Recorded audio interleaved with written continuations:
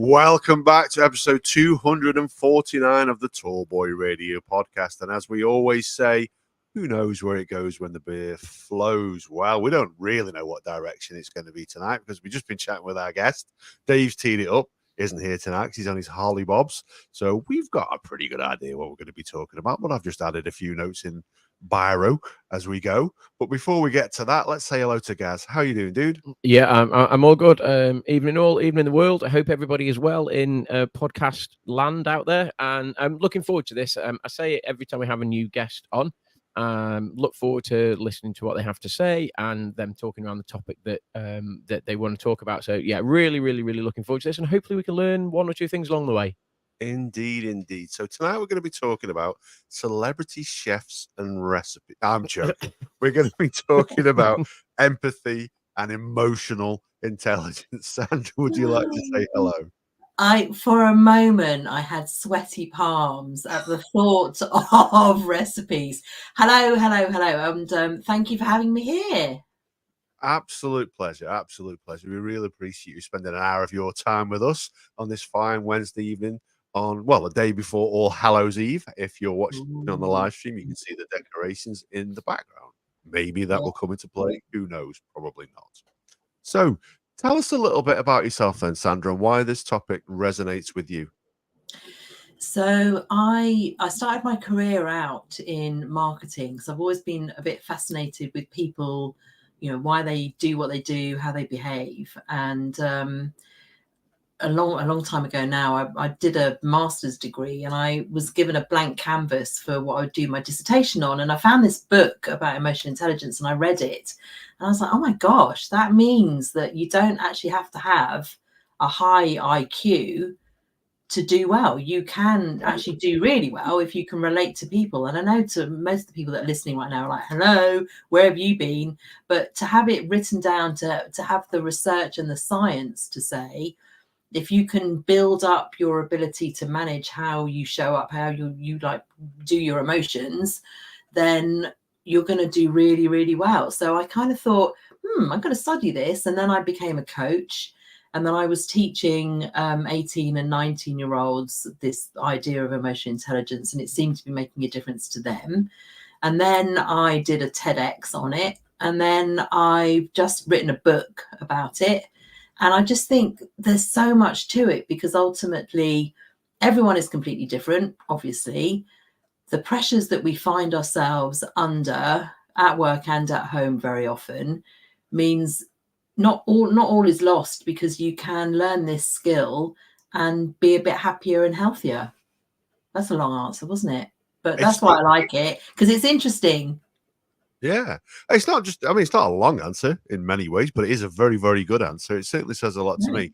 And I know the chap who sat here to my left, who is also a teacher and teaches students of various different ages. Did that resonate with you at all? Yeah, and look, so I work in education, and the school I work at is for sort of non-mainstream students who sort of show some difficulties, particularly with emotional regulation and understanding emotions and how that sort of manifests itself. So we deal a lot with students who have sort of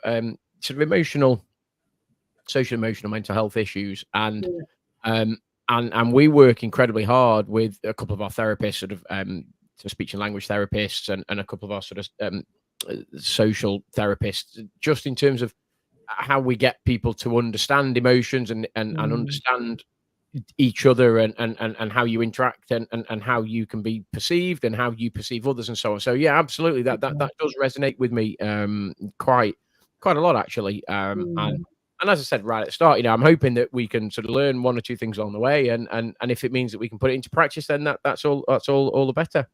Yeah, brilliant.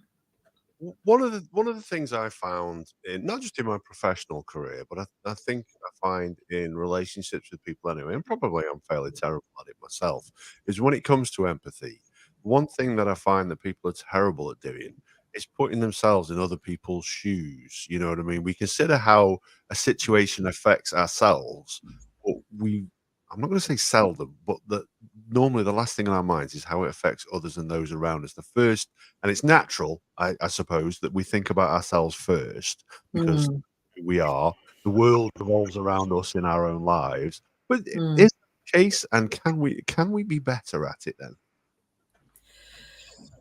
Do you know, you've got me on a hot topic there. This is going to be an interesting one. What if I said to you that the science tells us we can't get into somebody else's shoes?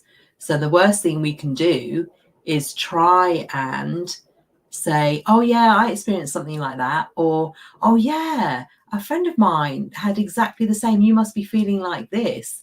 That's one of the worst things that we can do.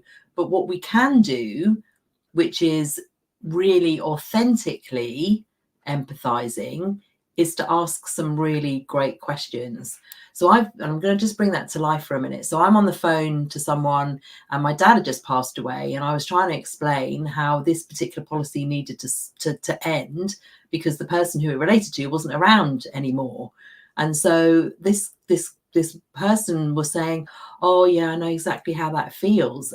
So I was like, hold on a minute, you've got absolutely no idea. I know you're trying to empathize, but wouldn't it be better just to hold the space and to know that I just need to say that and listen and, you know, just wait a minute while I gather my thoughts together while I answer some of your ridiculous questions. So stepping in to try and step in my shoes, there is another way, which is, you know, how does that feel? Can you help me understand that situation? Help me understand how you feel about that, rather than trying to jump to conclusions. And I think that that's where we sometimes can alienate people. We don't mean to.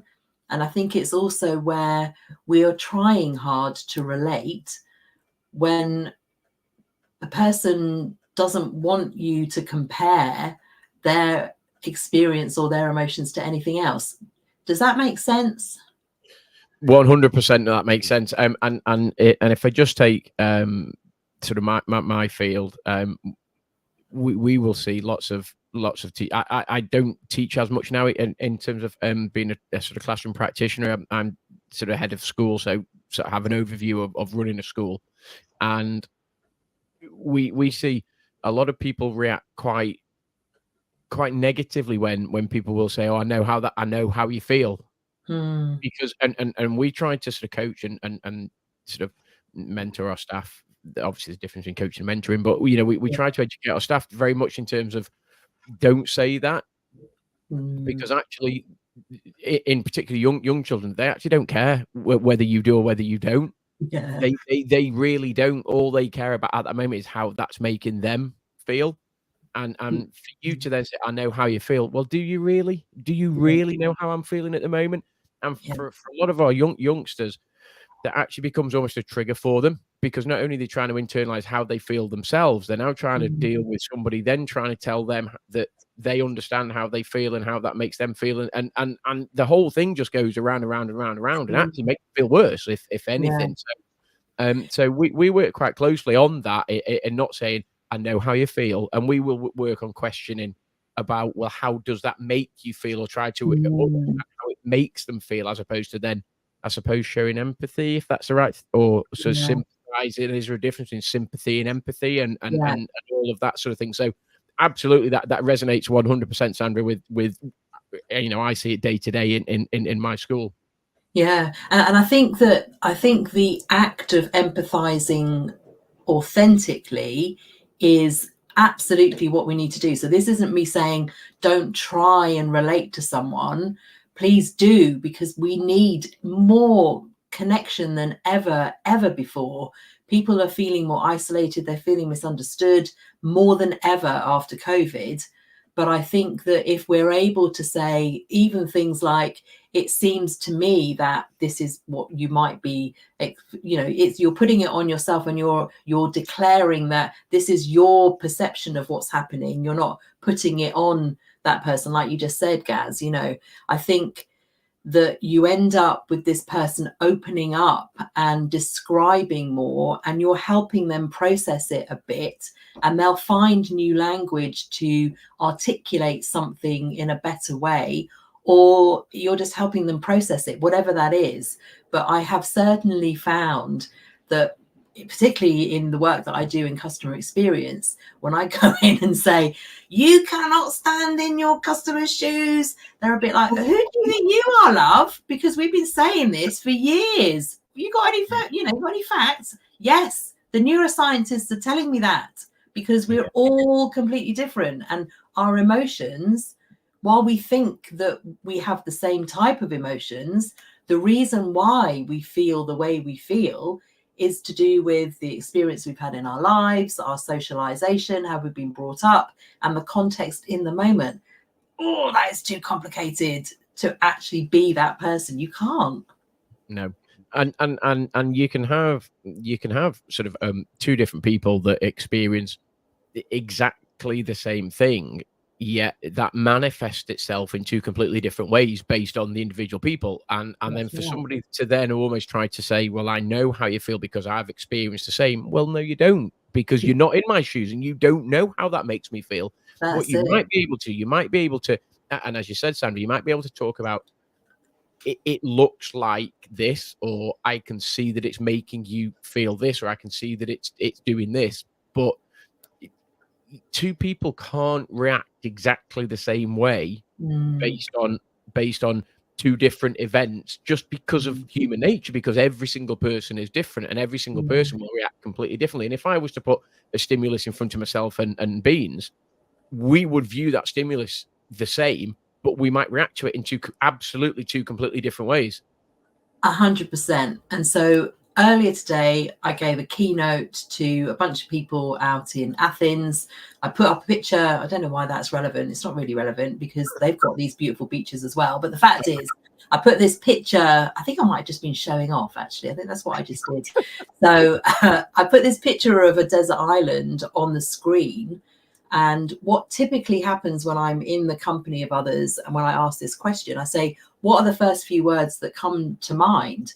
And you've got anything from freedom through to blue, through to loneliness, through to scuba diving, through to coconuts. And that in itself, as a little experiment, proves the point that you're showing something that can be described as one thing, because it is a desert island, but the language that people are using is so vast. It's incredible, and it's amazing. And how amazing is it that all of us have got these phenomenal brains?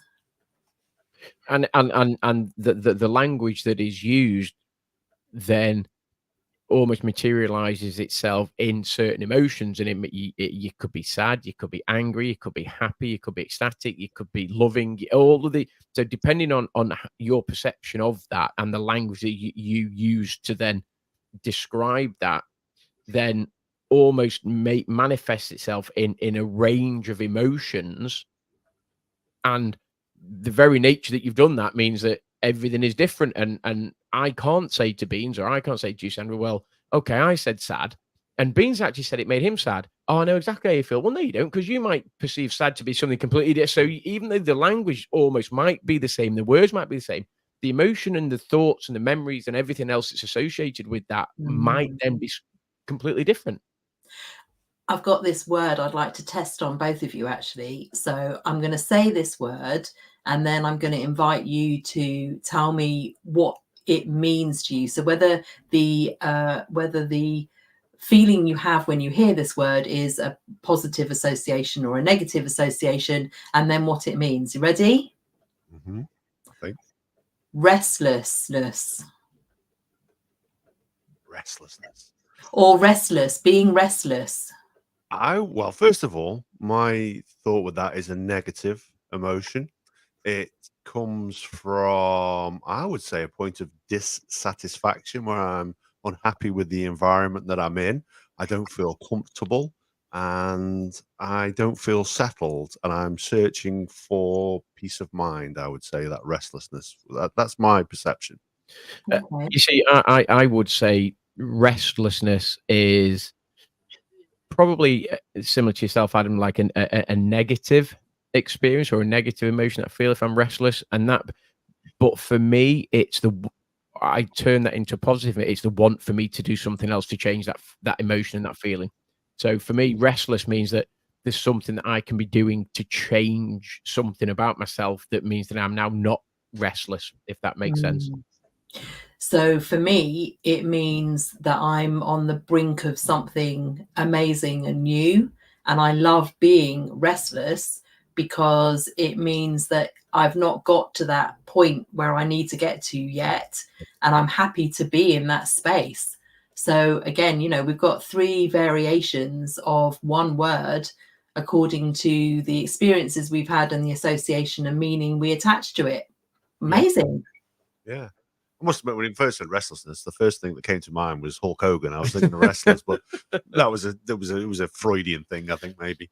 But that just proves the point again, doesn't it? That the language that we use is almost synonymous with the emotions that we then feel based upon that language, and you can throw one word at us, and we can have a complete understanding of what that word means, yet perceive that one word to mean 3 absolutely different things based on our individual perception of what that is, sort of thing. So and that's incredible, just as a simple experiment, simple task, you know, speaking to a range of people about what does that word mean to you, and then explore what the differences between them.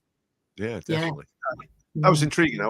My biggest fear, to be honest, when he said it, was I wouldn't know what the word meant. So that was a big, it was a big bonus. It was a word I was familiar with. So the one thing you mentioned there a short while ago, then, and I know my accent perhaps might throw it, and I'll try my best. Neuroscience. So tell us what we can learn from that, and what and how that relates to empathy, and how the science behind how we empathize. So, excuse me. So so there are some really amazing, I'm saying amazing a lot too, but there's some phenomenal scientists out in the States. There's one particular woman called Lisa Feldman Barrett, who's written a book about how emotions are made, and she's describing the process that we go through when emotions come up. So what she's basically saying is that emotions are a prediction of something we expect to happen. So the reason why empathy is, I think, mostly misunderstood, and the recommendation that I make of people using empathy within emotional intelligence is because we have got all of these emotions going on inside us. We might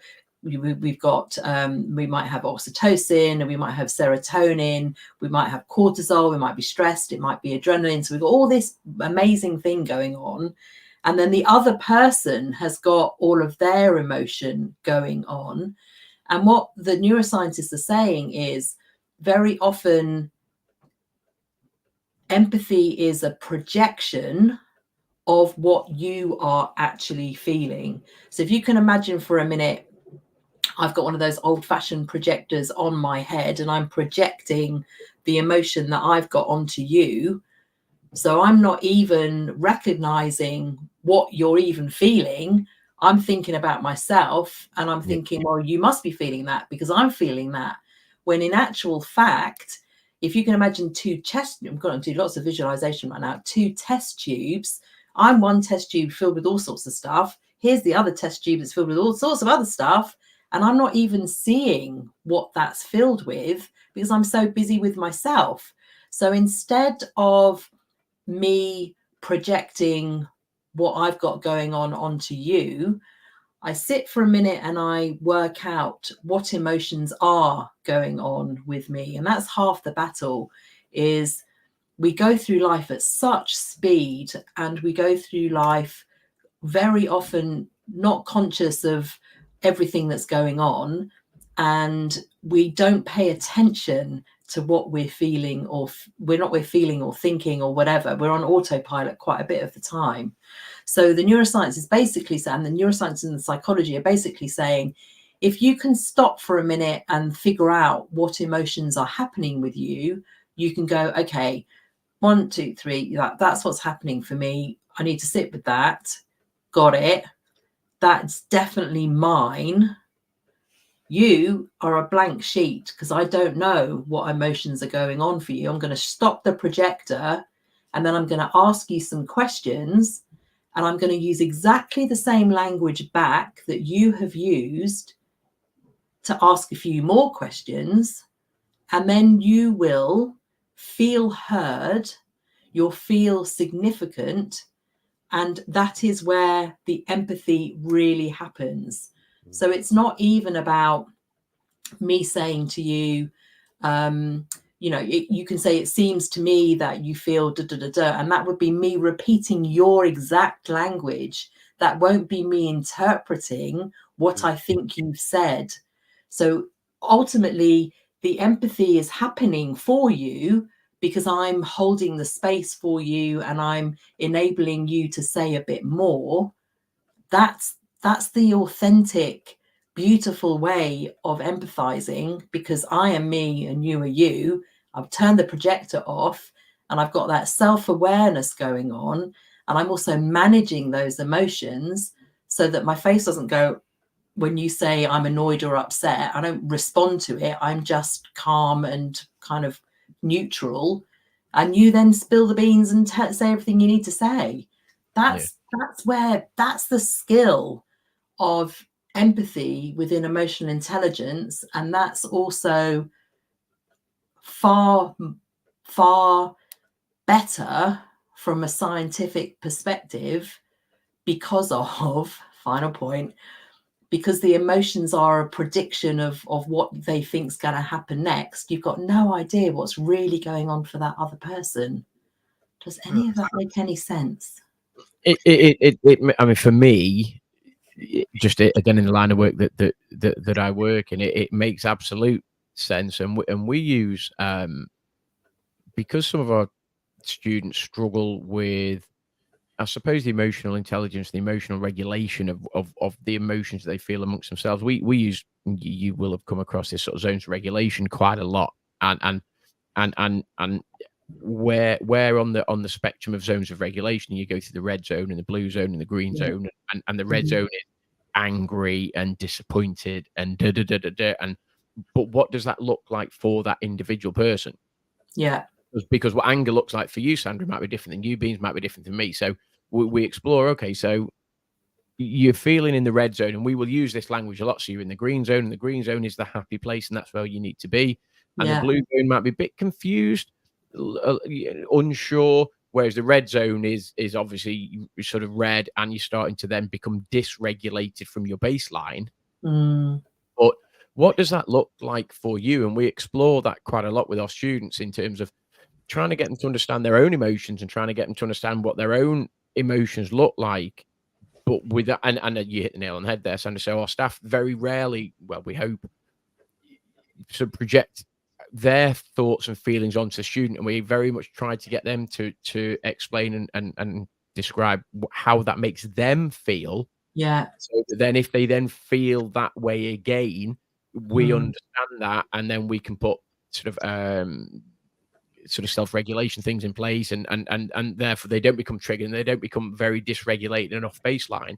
So we explore sort of zones of regulation quite a lot. And there's a really interesting book, a guy called Paul Dix who wrote a book called When the Adults Change, and it's all to do with how children perceive change in their life and how that affects emotions and from an educational point of view, but obviously then you extrapolate that into a social and into a family point of view, and it's an incredible read, and you actually don't realize the impact of certain very small changes and what that can mean for young children in particular, and the effect that then has on their own emotions and how they then to show their emotions or how they perceive other emotions in other people, and it's a fascinating read.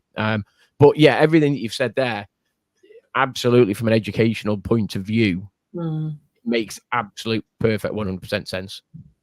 So the book Permission to Feel by Mark Brackett, I want to call him, and the ruler model, which is about recognizing, understanding, I can't remember what the others stand for, but it's the same thing as Goleman, but it's a model that's used across a variety of educational fields, but especially in in lower education for children. Do you use any of that kind of material?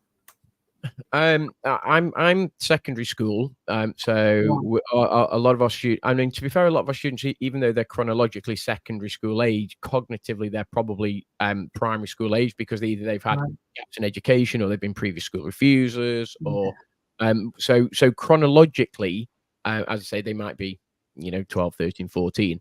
Cognitively, they're probably much lower, and actually emotionally, again, they're probably much lower. Because maybe some of the trauma and some of the sort of adolescent childhood experiences that they've had means that the environment very much has meant that they've been affected from an emotional point of view. So I haven't. I'm if you've got any sort of research or anything, by all means, ping us over a message, and absolutely. And what I can do is, I'll certainly have a look at that, and I'll forward that to the head of primary, because we've got somebody that looks after our primary phase. So certainly I can forward that to them and look at anything where you look at research-based evidence that would suggest either behavior in this way or behavior in this way, or this is what it would mean.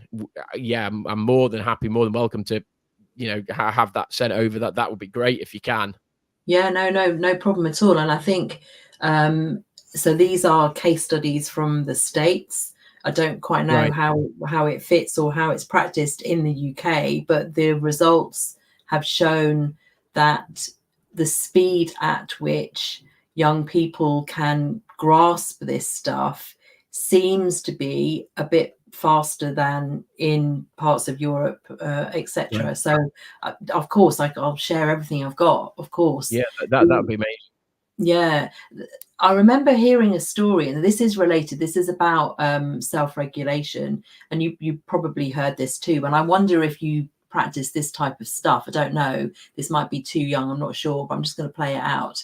So I told this story about how young children, maybe 5, 6, maybe 7 or 8, so within that range, had been taught at school that if they started getting agitated or annoyed or frustrated, they would go and lie on the floor, and they would put a teddy or a toy on their tummy, and the job they needed to do was to observe the toy going up and down.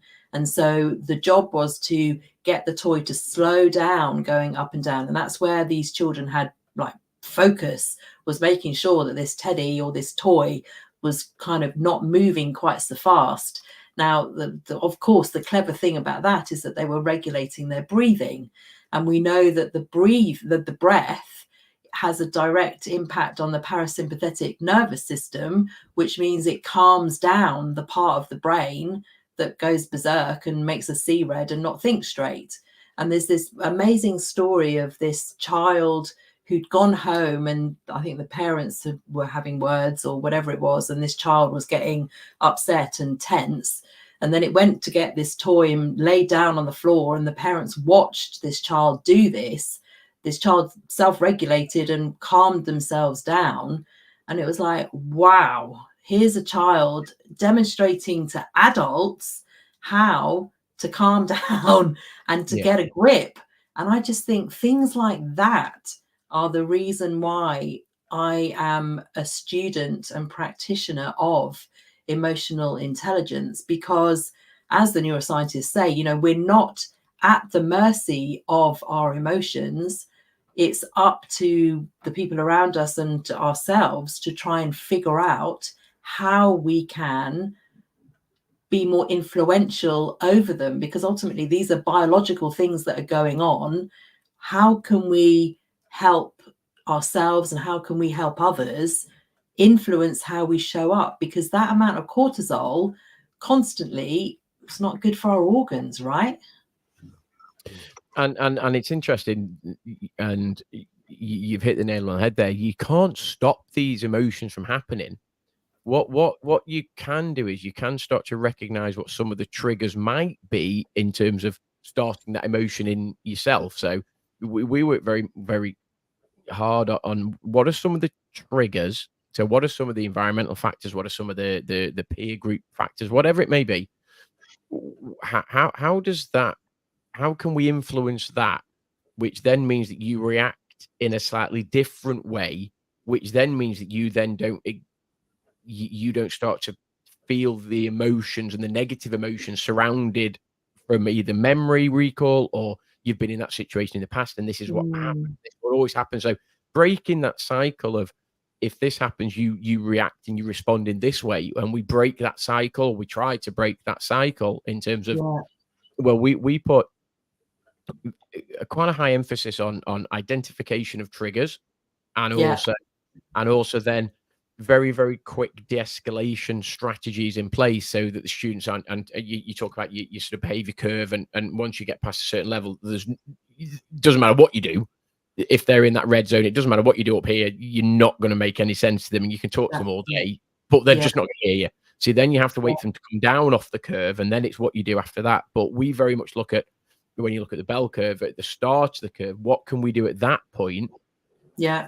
from a behavioral or emotional point of view, to get them to understand that they're starting to feel in this way, and therefore then almost change their own response to their emotions, which means that then they don't exhibit all those negative ones in the end. And it's fascinating what you said, and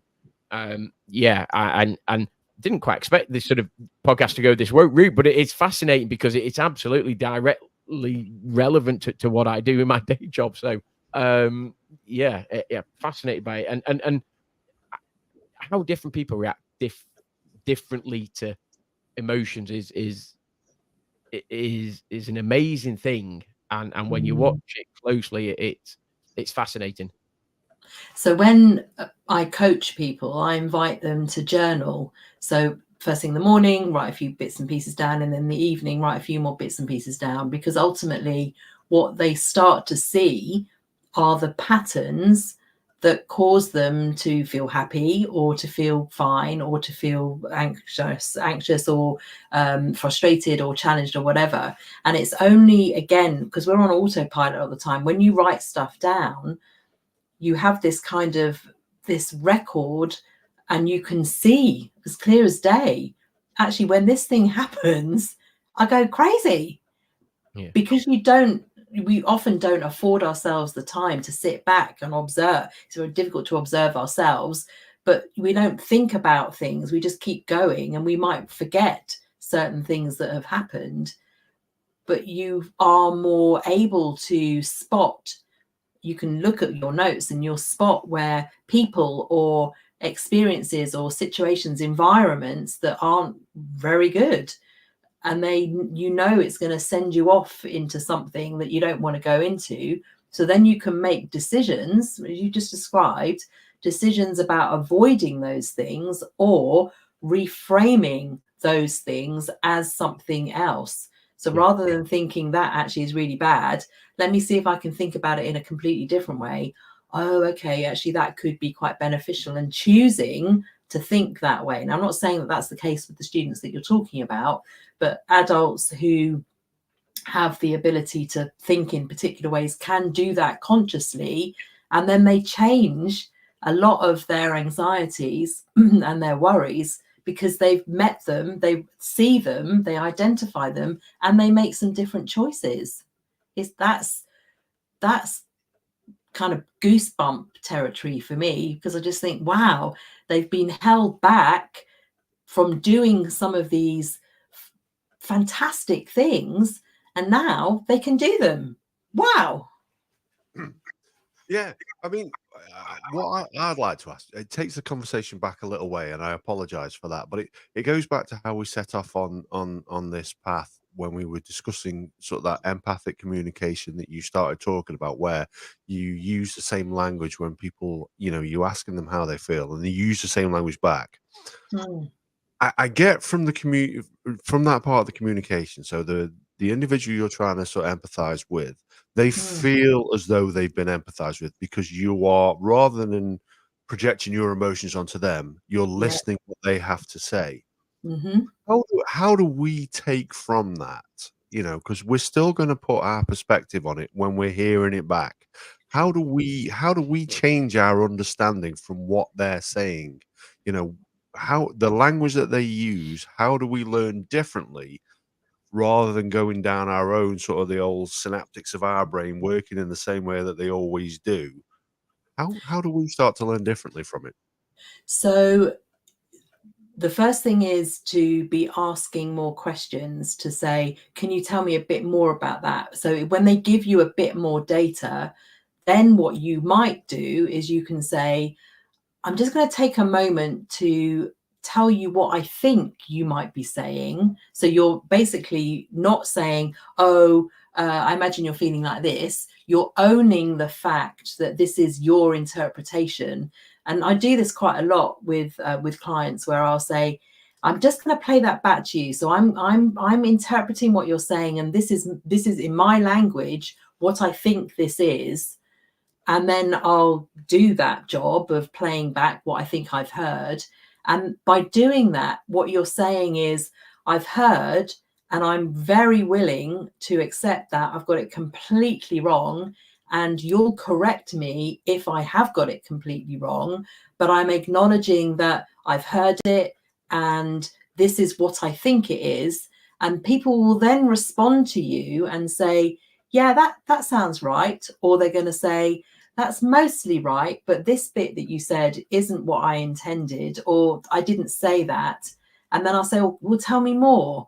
And then they'll correct me and give me another set of information again. So it's being very purposeful in stating that this is your interpretation. It might not be right. I'm going to play it back to you, and let's continue the conversation.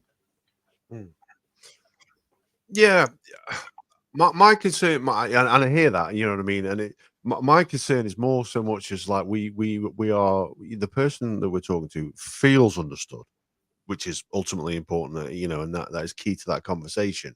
But it's whether we can, as we sort of set out earlier, saying, you know, can we truly empathize? Do we learn anything from it, or are we still going to view it from our own perspective? So I think there's another couple of things I want to add on to this. So the fact is, we cannot get into their shoes.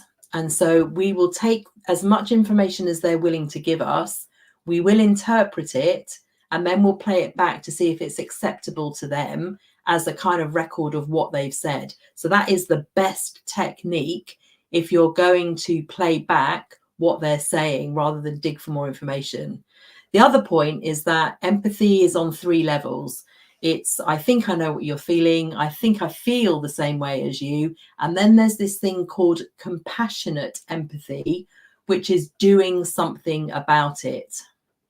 And this is critical, because if someone is describing something to you, the most potent, most effective, most connected way of empathizing is to take some action if that is what's required.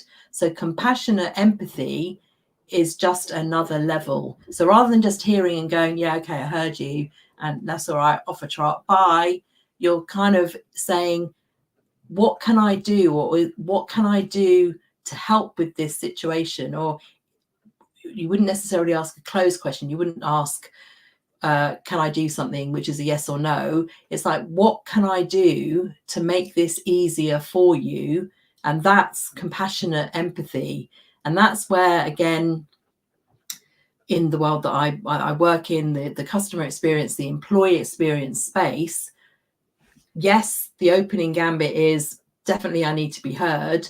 The second part is, what are you doing about it? And that's where, when people are trained well and they're empowered to do so, they will take steps to resolve the thing that you need to try and empathize with. We call it in education, and you all know this. So we would call it, you know, it's your intervention behaviors. It's the so what. So it's, we've heard this, and we can see that means that you will react, or you will emote in a certain way, or you'll behave in a certain way. Okay, so what are the things that we can do? What are the intervention behaviors that we can do to put in place to make sure that you understand that we're trying to hear you, and we're trying to understand and work with you, and what we're trying to do is we're trying to work together collaboratively to make sure that whatever it is negatively that you are feeling doesn't happen again. So almost and you'll never get to a point where you get a playbook and it'll be, if this happens, you do this, and if this happens, you'll never have that, because everybody's different and everybody's perception is different, as we've already said, and every human being is different. But what you can do is you can say, well, what do you think might work for you? And do you feel as though this might work for you? And if this doesn't work, well, we'll look at something else. And if we put this in place and it didn't work, then okay, strike one and we'll try something else. And it's and again, we would look at, through our mentoring sessions, and we would look at what are those intervention behaviors that you can do to make it almost a positive experience for the student, to make them feel as though, whilst they are having these negative emotions in them, and the anger and this, that, and the other, and mistrust and everything else. Okay, so how can you turn that? So we are listening to you, and actually we're going to try and turn that into a positive by doing this. And it's those intervention behaviors that can almost change that curve. And it's what you do at various points. And we, again, we work quite closely with some of our sort of therapists and some of our sort of non-teaching staff, and they work quite closely on recognition of triggers and recognition of behaviors, but also then the intervention behaviors and the intervention strategies that we work with individually. And what might work for you, Sandra, will be different to you, Beans, will be different to me. And it's about understanding the individual, understanding the environment that they're in, and actually trying to work out how best to respond and act for that person so that they can have a positive experience at the end of it, if that makes sense. 100%. And that point about doing things together is so incredibly powerful, because otherwise people feel like they're being done to, which is disempowering. And the fact that we can try, that's another really, really powerful thing that I think in society we don't use that language as much. The whole kind of like experimentation, the fact that an attempt might fail, but we're going to keep trying, is filled with hope and kind of commitment and dedication that people need to hear. They really do, especially young people in education.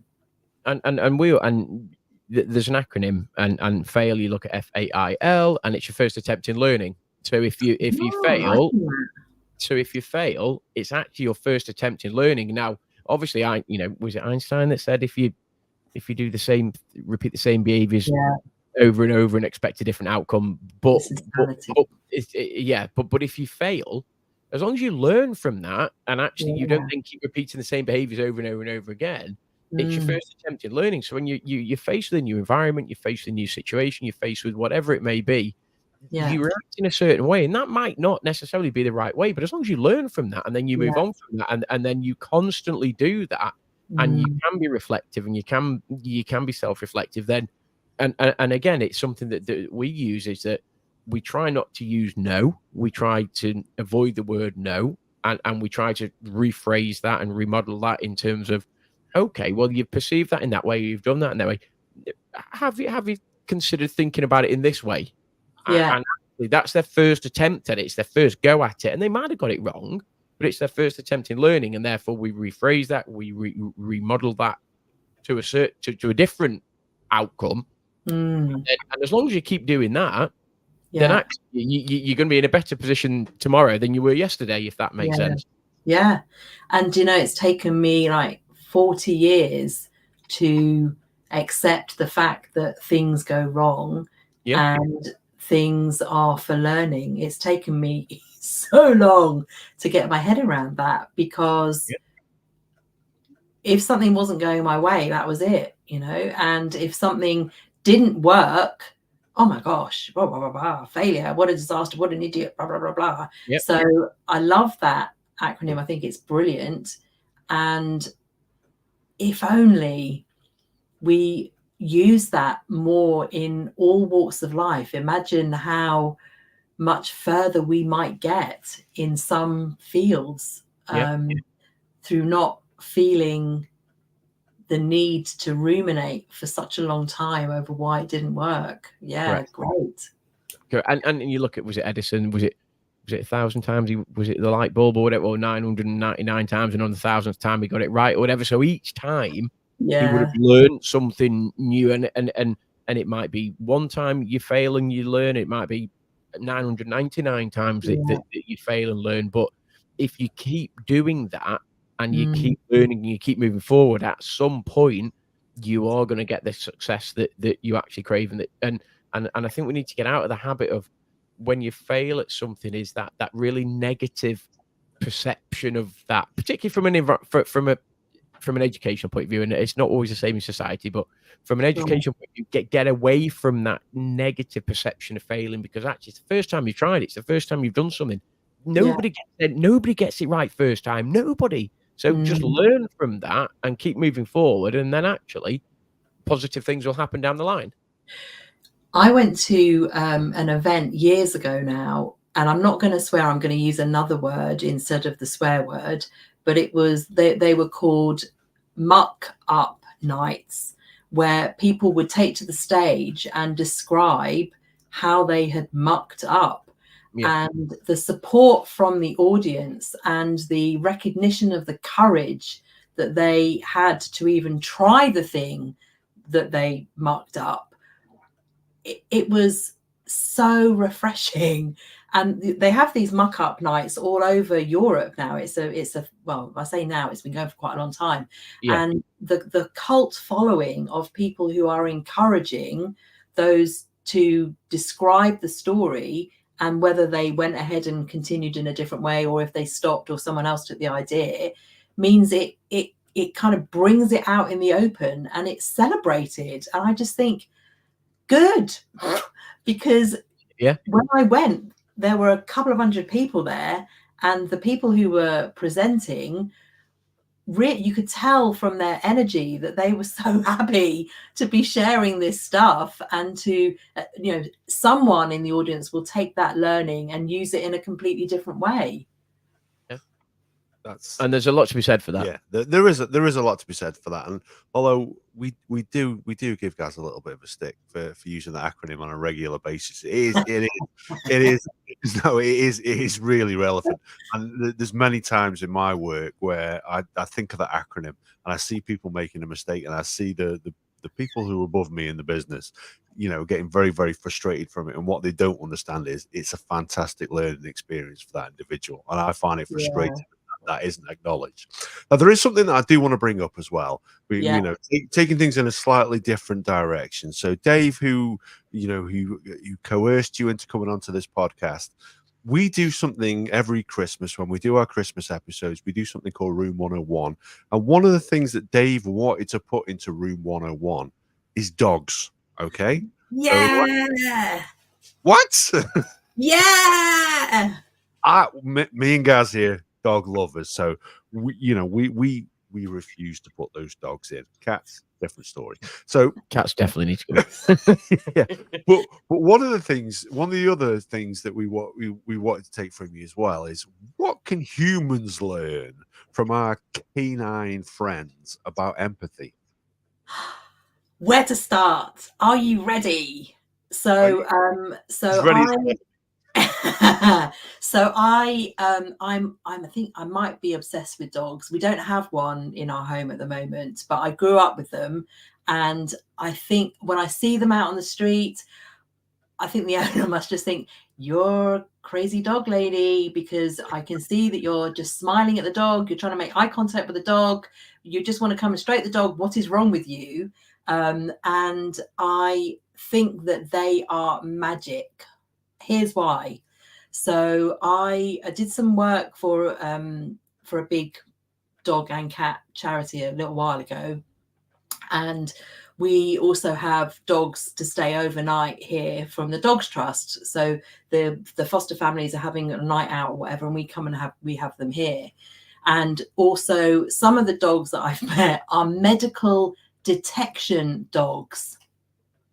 Wow. These are the dogs that, I'm sure you've heard about them. They're the ones that can sniff out certain cancers, that can prevent people from having seizures that are, you know, life-threatening. They can smell when a seizure is about to happen, diabetes. They can spot all sorts of stuff that we some of these conditions, the patient is affected by it. They don't even know it's coming.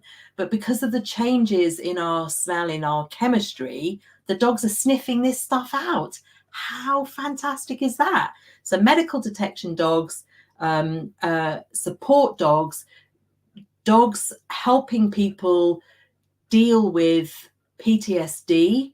We've got dogs that are helping children to read. So children are reading to dogs and their reading age goes through the roof. I mean, wow. So I started this podcast, the Emotional Intelligence Podcast. Do you like what I did there? Nice. I like that. Yeah, thank you. And all I do is I get people on who've got dogs and I say, tell me what amazing things they've done. Well, they have spotted when I'm in a bad mood. They come over and put their head on my lap. They go automatically to my child's bed because they know that the child's had a nightmare, sleeps beside them. The child feels much better.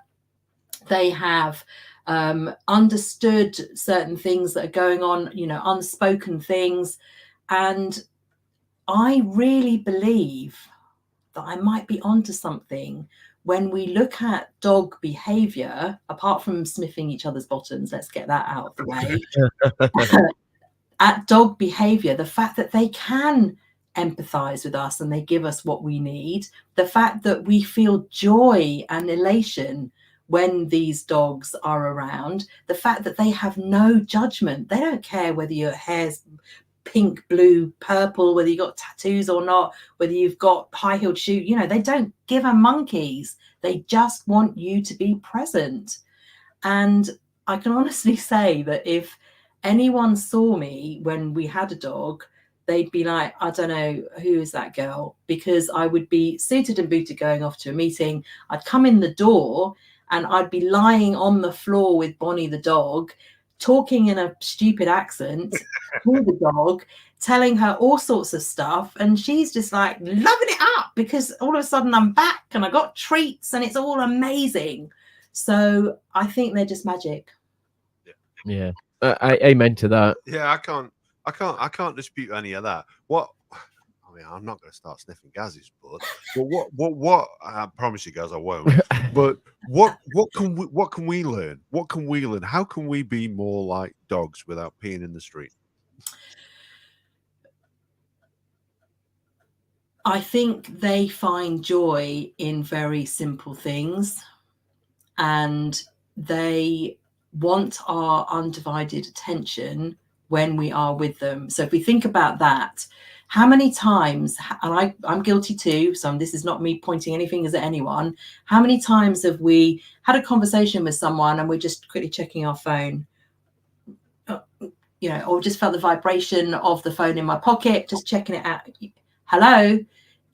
One gentleman who was on the podcast said that if he went to look at his phone, the dog did a runner because he was just like, well, if you're not paying attention to me, I'm going to make you pay attention to me and I'm going. So you're going to have to spend twice as long trying to find me.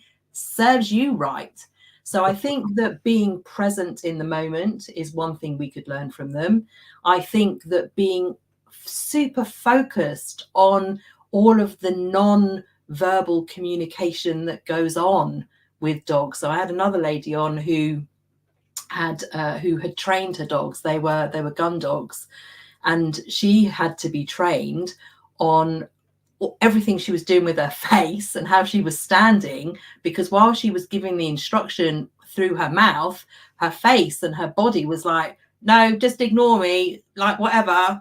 And it was only a trainer saying, no, your whole body is communicating. So can you just sort that, all of it out, and then your dogs will pay attention to you. Sure enough, through that training of her, she was able to communicate better with her dogs, because we appreciate the majority of our communication is non-verbal anyway. So there's a few examples. I mean, I could go on. We could be here a long time. So do you think then, and it's obviously slightly more in depth than a simple yes or no. Do you think that dogs and I'd use dogs and or animals, are more in tune to recognize emotions than humans are.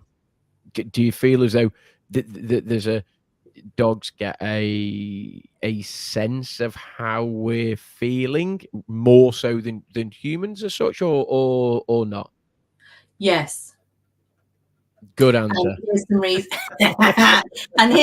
and here's some reasons. Here's some reasons. So this is my hypothesis, right? So it might be someone might come on later who's like a professional dog and say that bird, she didn't know what she was talking about. But this is what I think. So we talk about how we domesticated the dogs. I don't think that's true. 40 or 1,000 years ago, these dogs were popping along and they were thinking, oh, do you know what? There's some food here. I think I'm going to make myself useful because it's easy food. I don't have to hunt, because all these camps, they're chucking food in a great big pile. So easy dinner. I'll see if I can help them out a bit. Oh, and actually now let me be a bit more useful. Now let me be a bit more valuable. Fast forward. The dogs don't sleep outside anymore. They sleep on our beds. Yeah. They are often bought coats, bowls, treats. Yeah. I mean, I've got some treats here that cost an absolute fortune. We've got lamppost and chips and postman and roast. And there's another one here actually while we're on the subject. Brilliant. Slipper and biscuit, not quite as effective as anyway. But the point here is that because the dogs are so in tune with us, and because if I ask anyone, is the dog part of your family? Of course. Yeah. I mean, when Bonnie was ill once, I'm not even going to tell you how much I spent on getting her well. And my partner was like, maybe it's time. I'm like, absolutely no way. It'd be like putting children down. That'd be ridiculous. So for them to have that connection with us, they're doing certain things so well and better than humans because they don't speak. They have to work even harder, but they are part of our pack. Does that sound convincing? No, I'm good. Listen, I'm sold. I'm in. We're dog lovers, so we're convinced. So just tying that in a little bit with empathy. So whenever you talk to, say, somebody who doesn't have kids and you have kids and you talk about your children and they relate in a way where they say, yeah, I get that because I've got a dog. Yeah. Is that, I know, it's a flippant way of talking about empathy, but is it accurate? Is it an accurate comparison? Is what an accurate comparison? Dogs and children. No, because dogs don't answer back. They just wee on your floor. Yeah, that's all better. Yeah. I would say dogs don't cost as much as your kids, but well, I suppose in certain situations they probably do, but they definitely don't answer you back. Now then, I think that's an interesting one. So I'm going to say something that might be unpopular. And I'm going to say that it's in the interest of the dog to be in favor with the family.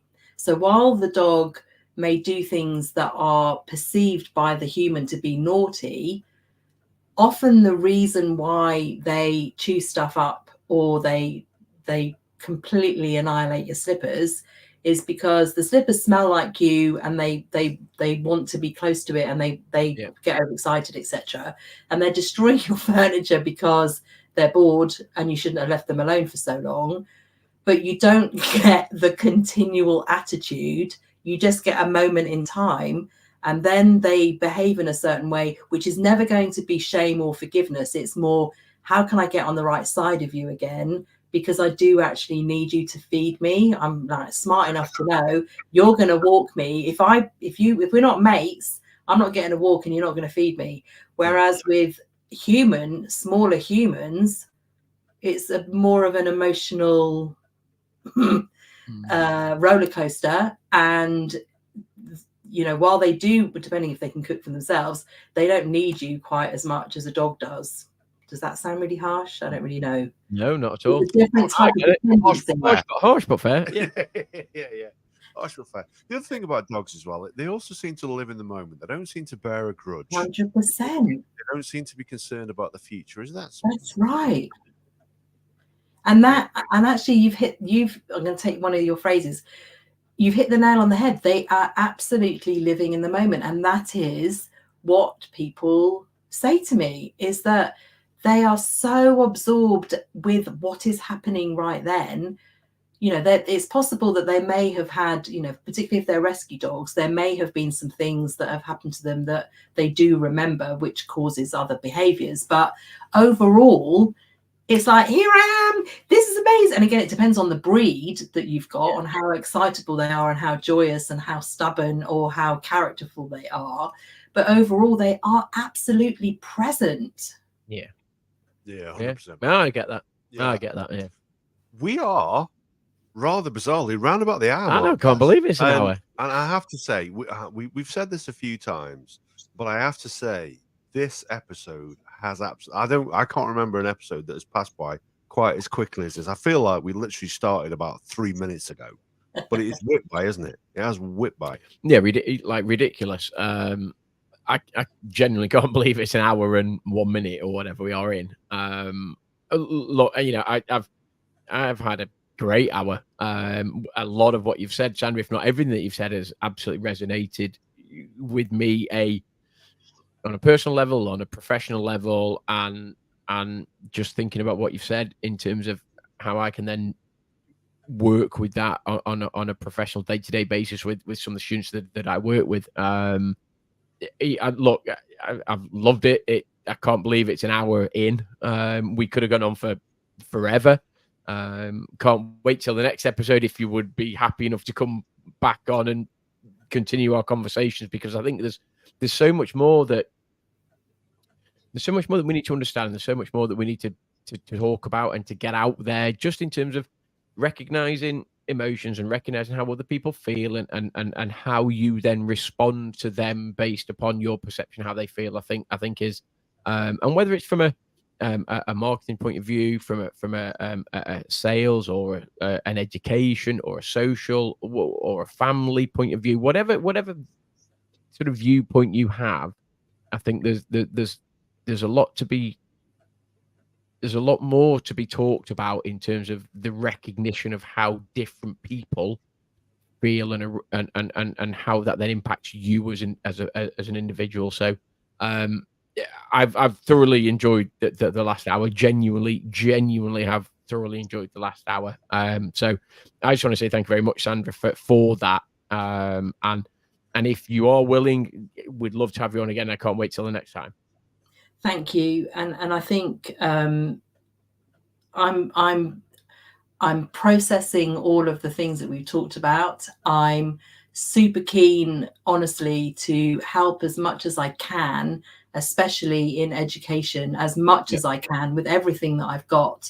And if you were to have me back and the answer is yes, then I'd really like to share some techniques that people could try for self-management, because there's some really great fun things that people can just have a go at in order to reduce their anxiety, to help them see a bit more clearly, and really just to get a bit more harmony in their life. And there's probably 8 or 10 things I can reel off right now, but let's save those for the next one. And I just want to say thank you very much for having me on. It's been a pleasure. Been an absolute pleasure, and absolutely, you've teed up the next episode really nicely. I think there's a lot to be gained from sharing that out for people. I've learned a lot. Gaz, I know, has learned a lot, and I can tell. Don't get me wrong, he's loquacious at the best of times, but I rarely see him this engaged in a podcast. So it's been really nice for me just to sit back and listen at points and learn, because that's what I've done. I've learned, and I hope that people who've joined and have learned a lot as well. We've barely even touched on Ainsley Harriott. No, I can't believe we didn't even mention him. And the hairy bikers nowhere near. Trains that are just coming up now. But, oh dear. Okay, I'll be prepared for the next time. I'll have some recipes ready. Oh, beads on toast. Yeah, it'll be good. Yeah, 100%. But no, honestly, thank you very much. Genuinely, it has whipped by.